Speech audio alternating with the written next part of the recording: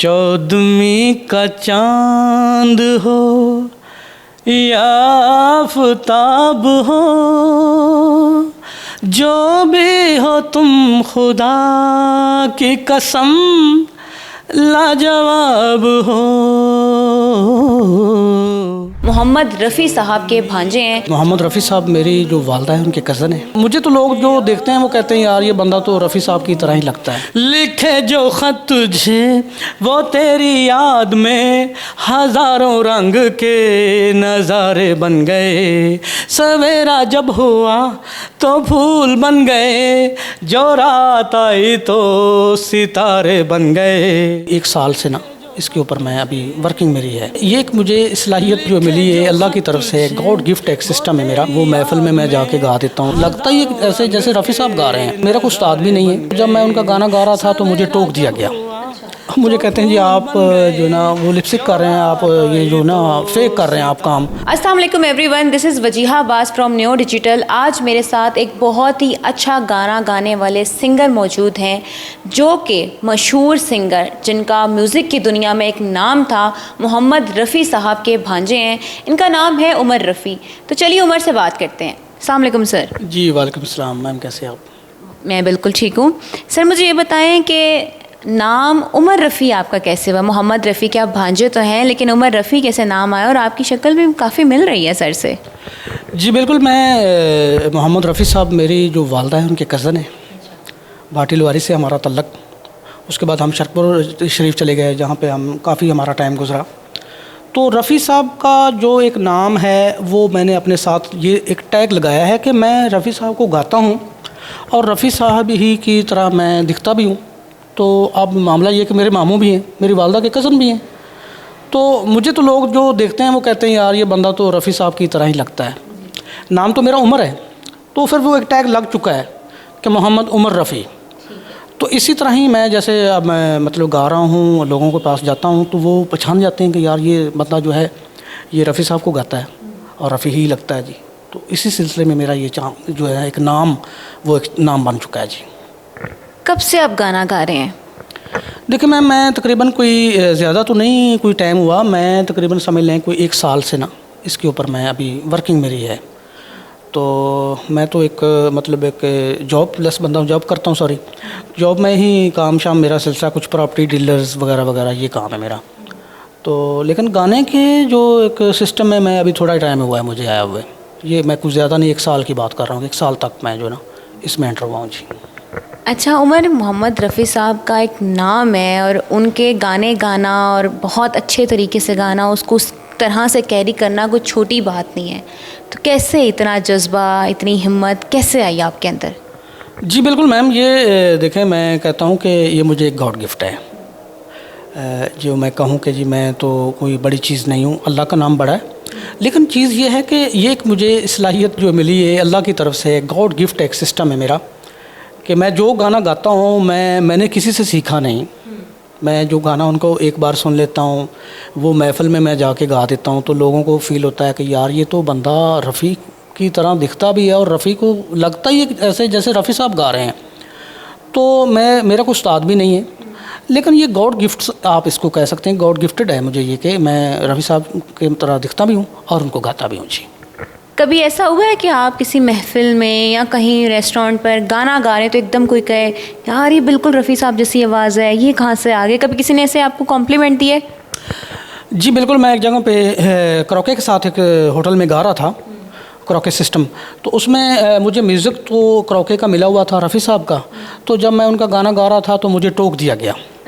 मुझे कहते हैं जी आप जो ना वो लिपस्टिक कर रहे हैं, आप ये जो ना फेक कर रहे हैं आप काम, आप नहीं ये गा रहे। और रफ़ी साहब को इस हद तक गाना और ये तो मुश्किल काम है, तो मुझे लगता है कि लिपसिंग कर रहे हैं आप। तो मैंने फिर साउंड को बंद करवाया। मैंने कहा नहीं सर ऐसी कोई बात नहीं है, आप ये मेरा क्रॉके सिस्टम देख लें, इसमें मुझे म्यूज़िक ही मिला हुआ है और उसी पे ही मैं जो है वर्किंग करता हूँ। तो उसी पे मैं उसके ट्रैक के साथ गा रहा हूँ। तो उनको यकीन नहीं आ रहा था कि जी ये रफ़ी साहब ही गा रहे हैं या ये बंदा उमर रफ़ी गा रहा है। तो फिर मैंने उनको रियल गा के भी सुनाया, तब जाकर उनको यकीन हुआ। चलें आप हमें भी रियल गा के सुनाते हैं, हमें भी शर्फ हासिल करें कि हम हसीन आवाज़ आपकी सुने। जी ज़रूर मैम, क्यों नहीं, इंशाल्लाह मैं आपको एक गाना सुनाने जा रहा हूँ जो रफ़ी साहब का एक बहुत ही मशहूर गाना है।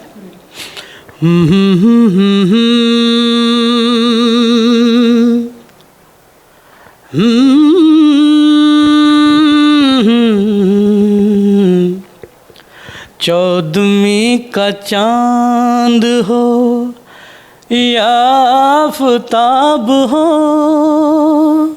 जो भी हो तुम खुदा की कसम लाजवाब हो। चौदहवीं का चांद हो या आफताब हो, जो भी हो तुम खुदा की कसम लाजवाब हो। चौदहवीं का चांद हो। बहुत खूब, बहुत खूब, बहुत ही प्यारी आवाज़ है और वाकई आप बिल्कुल उन जैसा गाते हैं। अच्छा, इतना अच्छा था कि मेरा दिल करे मैं आपसे एक और गाना सुनूं। मुझे और मेरे व्यूवर्स को आप एक और गाना सुनाएं, हम ज़रूर सुनना चाहेंगे।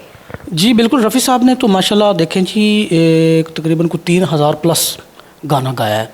अगर हम उनकी कलेक्शन पे जाएंगे तो जी, तो रफ़ी साहब का तो इतना बड़ा नाम उन्होंने जो वर्ल्ड में कमाया है, पूरे वर्ल्ड में उनका नाम है जी। तो रफ़ी साहब ने बहुत बेशुमार गाने हैं, लेकिन कुछ गाने ऐसे भी हैं कि जो मैम बहुत ही मशहूर हैं। जैसे चौदहवीं का चांद है, कौन है जो सपनों में आया, लिखे जो ख़त तुझे, इनमें मैं एक दो आपको गाने सुनाता हूँ जी। आप मुझे वो सुनाएं, लिखिए जो ख़त तुझे। जी मैं ज़रूर सुनाता हूँ। लिखे जो ख़त तुझे वो तेरी याद में हज़ारों रंग के नज़ारे बन गए। लिखे जो ख़त तुझे वो तेरी याद में हज़ारों रंग के नज़ारे बन गए। सवेरा जब हुआ तो फूल बन गए, जो रात आई तो सितारे बन गए। लिखे जो ख़त तुझे कोई नगमा कहीं गूंजा, कहा दिल ने ये तू आई। कोई चटकी कली कोई मैं ये समझा तू शर्माई। कोई खुशबू कहीं बिखरी लगा ये जुल्फ लहराई। लिखे जो ख़त तुझे वो तेरी याद में हज़ारों रंग के नज़ारे बन गए। सवेरा जब हुआ तो फूल बन गए, जो रात आई तो सितारे बन गए। लिखे जो ख़त तुझे। वाह, बहुत खूब, बहुत खूब, बहुत अच्छा गाया है। यकीन माने आपको सुन के ऐसा लगता है आप गाते ही रहें, रुके ही मत। मुझे ये बताएं कि मोहम्मद रफ़ी साहब की कोई चीज़ें आपके पास मौजूद हैं? देखें जी, उनकी यादें हमारे साथ वाबस्ता हैं। जैसे कि वो तो काफ़ी टाइम हो चुका है, जैसे इंडिया उन्होंने परफॉर्म किया, वो इंडिया में ही चले गए तो वहाँ ही उन्होंने गाया। और अब तो माशाल्लाह उनके बच्चे भी वहाँ पे जवान हैं। तो ये चीज़ है। अब देखा जाए तो उनके यहाँ लाहौर में, पाकिस्तान में तो उनके भाई हैं मोहम्मद सदीक़ साहब। जैसे कि आप भाटी में जाएँ तो उनकी दुकान, वहाँ वो बार्बर शॉप का उनका काम है, तो मैं उनसे मिलता जुलता रहता हूँ। तो ये चीज़ें, अब रफ़ी साहब को तो उनके तकरीबन डेथ कोई 1986 में हो चुकी है। तो चीज़ें तो उनकी कोई नहीं, यादें हैं, उनकी गलियाँ, उनका घर वहाँ है, वो हम जाते रहते हैं। उनका घर है, आप वहाँ जाते हैं? हाँ, कभी कभी मैं दिल करता है तो मैं चला भी जाता हूँ। मैं देखता हूँ कि यहाँ पे वो एक गली में रहे हैं और उनके जो भाई हैं वो वहाँ पे अभी भी मतलब बार्बर शॉप है उनकी, और वहाँ पे वो काम शाम अपना दुकान का जो करते हैं। और वहाँ अगर आप जाते हैं तो देखते हैं तो उनकी एक बड़ी पिक्चर लगी हुई है रफ़ी साहब की। तो ये लाहौर के अंदर मैं समझता हूँ कि अगर आप देखेंगे तो जहाँ पर सबसे बड़ी पिक्चर लगी वो उनके भाई की दुकान है, वो है मोहम्मद सदीक़ साहब। तो वो वहीं पे होते हैं। वो भी अब माशाल्लाह बुज़ुर्ग हो चुके हैं। तो रफ़ी साहब तो फिर काफ़ी टाइम पहले मतलब जो कि निशात साहब जैसे उनको मिले, तो रफ़ी साहब भी बार्बर शॉप का ही काम करते थे। तो उन्होंने उनकी शेव वगैरह की और उनसे पूछा कि आप, उन्होंने कहा जी मैं गाता हूँ। तो उन्होंने कहा आप कुछ गा के सुनाएं। तो उनको आवाज़ अच्छी लगी तो वो उनको अपने साथ बम्बई ले गए। तो वहाँ पे जाके फिर उन्होंने गाना गाया और वो माशाल्लाह फिर जब उन्होंने गाया तो वो अमर हुआ और वो पूरी दुनिया में एक समझ लें कि उनका एक नाम बना। तो मैं समझता हूँ कि रफ़ी साहब की तरह किशोर साहब भी माशाल्लाह उन्होंने भी बहुत अच्छा गाया, उनके साथ उनकी जोड़ी रही। लेकिन जो रफ़ी साहब ने गाया है आज भी देखें तो लोग रफ़ी साहब के दीवाने हैं, उनको सुनते हैं, उनकी एक पहचान है, बहुत बड़ा नाम है जी। जी अच्छा रफ़ी साहब का घर अभी भी उस तरह से जैसे होता था या चेंजेस आ गए हैं उसके अंदर? जी नहीं, अभी तो चेंजिंग आ चुकी हैं। अब तो देखें आप भाटी लोहारी में आप जाते हैं ना, तो पुराने घर थे जो कि सिखों के दौर के, तो वो अब वो वहाँ चीज़ वो नहीं रही जी। अब देखें उनके भाई भी हैं, तो वो रहते तो उधर ही हैं, लेकिन उनकी रहायश बदल चुकी है, तो वो वहाँ नहीं रहते, अब किसी और जगह पे रहते हैं। सर मुझे ये बताएं कि आपने कभी सोचा था कि आपकी आवाज़ हूबहू वैसी होगी, और जैसे आपने 1 साल पहले डिस्कवर किया कि आप रफ़ी साहब जैसा गा सकते हैं, तो उससे पहले कभी आपको एहसास नहीं हुआ, अंदाज़ा नहीं हुआ कि यार मैं गा सकता हूँ उनकी तरह, मतलब उनका मुकाबला तो कोई नहीं कर सकता लेकिन मैं कोशिश कर सकता हूँ? देखें ये लोगों ने ही जज्बा मुझे दिया मैम। अब एक आपके अंदर एक फ़न, एक टैलेंट है ना, तो वो फ़न ऐसा है कि दूसरे को भी नज़र आए। मैं अपनी ज़बान से किसी को कहूँ तो वो मैं समझता हूँ कि वो अच्छा नहीं लगेगा। अब दूसरा बंदा मुझे कह रहा है कि यार आप उसकी तरह दिखते हो, लगते भी हो, आपकी आवाज़ भी है, तो आप इस फील्ड में क्यों नहीं आ रहे? तो मामला ये कि यहाँ सपोर्ट नहीं है, हमारे यहाँ सिस्टम नहीं है कि सपोर्ट करने वाला, मतलब कल्चर नहीं है हमारे यहाँ कि उसको आगे लेके लाया जाए, मतलब प्रमोट किया जाए। तो ये हमारे इस वजह से कुछ टैलेंट ऐसे भी हैं, पड़े हैं हमारे मुल्क में, जो रह जाते हैं, वो लोग आगे नहीं आ सकते। आप अभी कहीं सिंगिंग करते हैं? जी मैं बिल्कुल, अभी तो मैं फ़ंक्शन वगैरह करता हूँ, छोटे मोटे फ़ंक्शन कर लेता हूँ, किसी न किसी होटल में, पीसी में, इधर मुझे बुला लिया जाता है, तो वहाँ मैं गाता हूँ जी। और बस अभी तो ये एक मेरा शुगर लगा हुआ है, इसी के ऊपर कुछ फ़ीमेल सिंगर भी हैं, ज़ीनत नूर हैं, उनके साथ भी कुछ मैं परफॉर्म कर रहा हूँ। तो ऐसा सिलसिला मेरा अभी चल रहा है, लेकिन अभी कुछ भी समझ लें कि प्रॉपर नहीं है, लेकिन मैं चाह रहा हूँ कि इसको कंटिन्यू करूँ मैं। अच्छा उमर, मुझे बताएं कभी बचपन में आपकी रफ़ी साहब के साथ मुलाकात हुई? जी नहीं मैम, मैं देखें रफ़ी साहब जो हैं उनसे मुलाकात नहीं मेरी हो सकी, क्योंकि एक तो वो इंडिया चले गए थे और उनकी डेथ भी वहीं हो गई, वो वहाँ पे मतलब उनका कफन दफन सारा सिस्टम उधर ही हुआ। तो जो कि मेरी पैदाइश है वो 1984 है, तो इसी तरह उनकी जो डेथ है वो तकरीबन बहुत अरसा पहले हो चुकी है, मुझे एग्जैक्टली तो नहीं याद, लेकिन ये है कि उनसे मुलाकात मेरी, वो तो बिल्कुल मेरा बचपन समझ लेना, उसमें तो नहीं। तो अब जैसे जैसे मैं रफ़ी साहब की एज में अब आ चुका हूँ, एक और मज़े की भी बात है इसमें कि रफ़ी साहब तकरीबन 41-42 में ही आके रफ़ी बने, नुशाद साहब उनको मिले, जिस एज में मैं अभी आ चुका हूँ, तो यहाँ पे आके वो सिंगर बने थे। उसी जगह पे मैं भी पहुँच चुका हूँ। तो मैं समझता हूँ कि ये एक खुदा का समझ लें अजूबा है, या समझ लें क्या माजरा है इसमें कि मैं उनकी तरह दिखता भी हूँ, वही मेरी एज आई है और वहीं पे मैंने गाना शुरू किया है, और लोग मुझे कहना भी शुरू कर दिया रफ़ी, मोहम्मद रफ़ी। तो मेरे लिए एक बहुत बड़ा बायसे फ़ख्र है कि देखें वो मेरे मामू लगते हैं, मेरी वालदा के कज़न हैं, तो मुझे तो इस चीज़ के ऊपर बहुत बड़ा फ़ख्र है कि मैं उनकी तरह दिखता हूँ, उनको गाता हूँ। तो ये एक फ़न अल्लाह ताला की तरफ से ही गॉड गिफ्टेड है मेरा। रफ़ी साहब को नौशाद साहब मिले, आपको न्यू डिजिटल मिल गया। अब हम उम्मीद करते हैं कि आप इस प्लेटफॉर्म से आगे जाएं, लोग आपको और पसंद करें और जानें आपको।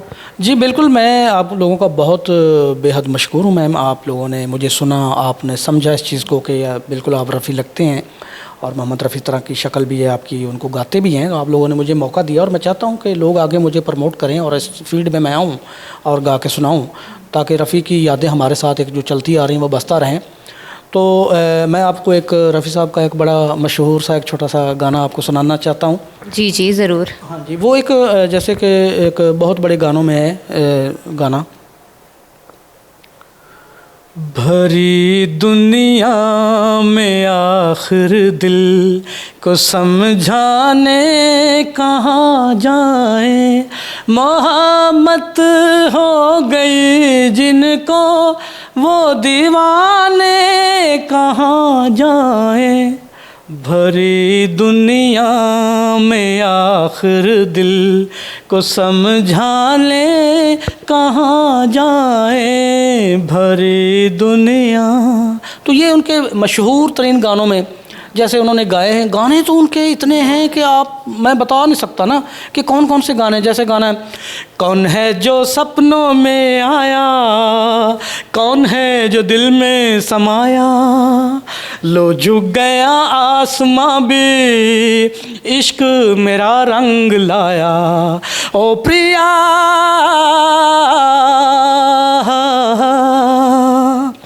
हो प्रिया जिंदगी के हर एक मोड़ पे मैं गीत गाता चला जा रहा हूँ। बेखुदी का ये आलम न पूछो, मंजिलों से बढ़ा जा रहा हूँ, मंजिलों से बढ़ा जा रहा हूँ।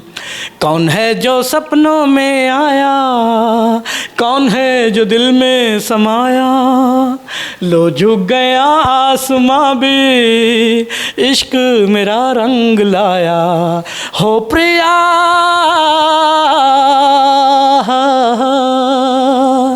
ओ हो।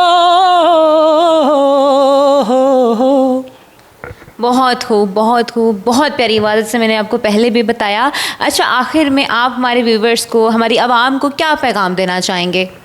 जी मैम, मैं ये समझता हूँ कि मुझे लोग पसंद कर रहे हैं, जो मुझे देख रहे हैं वो भी अल्हम्दुलिल्लाह पसंद करेंगे इंशाल्लाह।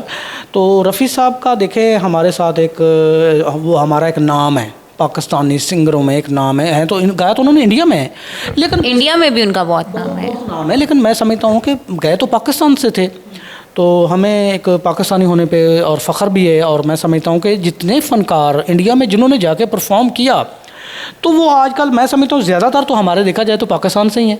रफ़ी साहब पाकिस्तान से हैं, राहत फ़तेह अली ख़ान साहब पाकिस्तान से हैं।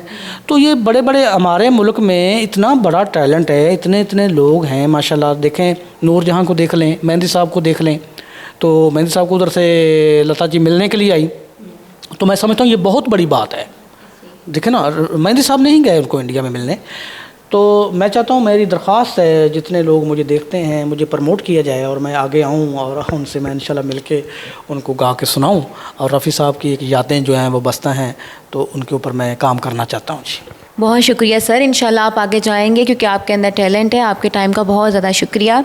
अच्छा सर, जाते जाते मेरा तो दिल कर रहा है सारा टाइम बैठ के आपसे गाने ही सुनती रहूँ, लेकिन ऐसा हो नहीं सकता। लेकिन जाते जाते मुझे मोहम्मद रफ़ी साहब का एक गाना बहुत मशहूर है जो कि मुझे बहुत पसंद है, क्या हुआ तेरा वादा वो कसम वो इरादा, मुझे वो आपने ज़रूर सुना के जाना है, चाहे थोड़ा सा सुना दें। जी ज़रूर, मैं आपको मैम, ये आपकी फरमाइश है, मैं ज़रूर सुनाऊँगा। क्या हुआ तेरा वादा वो कसम वो इरादा, भूलेगा दिल जिस दिन तुम्हें, वो दिन जिंदगी का आखिरी दिन होगा। क्या हुआ तेरा वादा वो कसम वो इरादा, भूलेगा दिल जिस दिन तुम्हें, वो दिन जिंदगी का आखिरी दिन होगा। क्या हुआ तेरा वादा।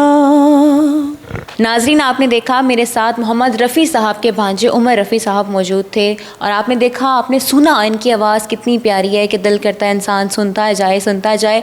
अब आपने हमें कमेंट सेक्शन में ज़रूर बताना है कि आपको उमर रफ़ी साहब की आवाज़ कैसी लगी और क्या आपको लगता है कि उमर रफ़ी साहब जो हैं वो रफ़ी साहब से उनकी शक्ल मिलती है। हमें आपने कमेंट सेक्शन में ज़रूर बताना है। मिलती हूँ आपसे किसी और वीडियो में, तब तक के लिए अल्लाह हाफ़िज़।